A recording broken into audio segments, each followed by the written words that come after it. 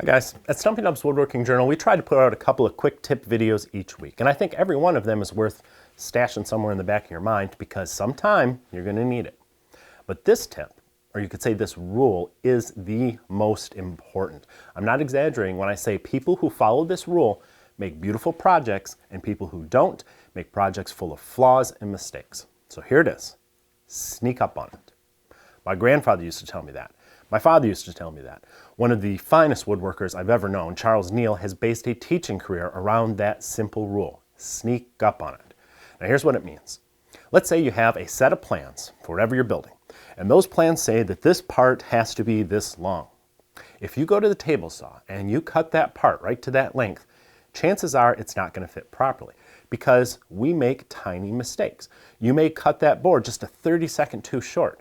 Or some of the adjacent parts in the project may each be off by a 64th. And all those common, tiny, imperceptible errors add up.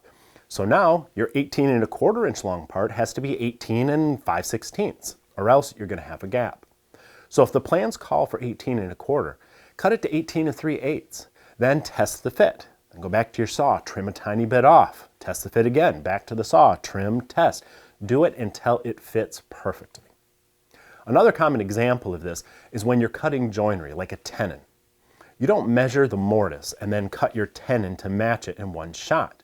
It's not going to fit.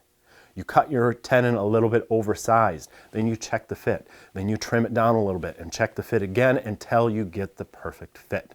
You're sneaking up on it. This may sound like common sense, but as a young woodworker, once I grasped this concept, my projects started to improve by leaps and bounds. Woodworking isn't a race. Beautiful furniture isn't made from cookie cutter parts piled up on a bench and then assembled all at once. Those who sneak up on it make the best projects with the fewest mistakes. MyWoodcutters.com is the sort of small business I like to support. Stefan is a great guy, and he can find you knives and cutters for almost any joiner, planer, shaper, or molding machine.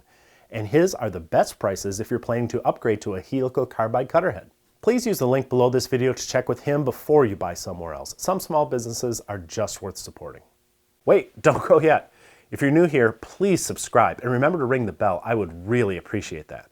Give us a thumbs up, or better yet, leave us a comment. I always read them.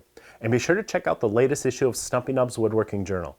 It's always packed with tips, tricks, and tutorials designed to make you a better woodworker.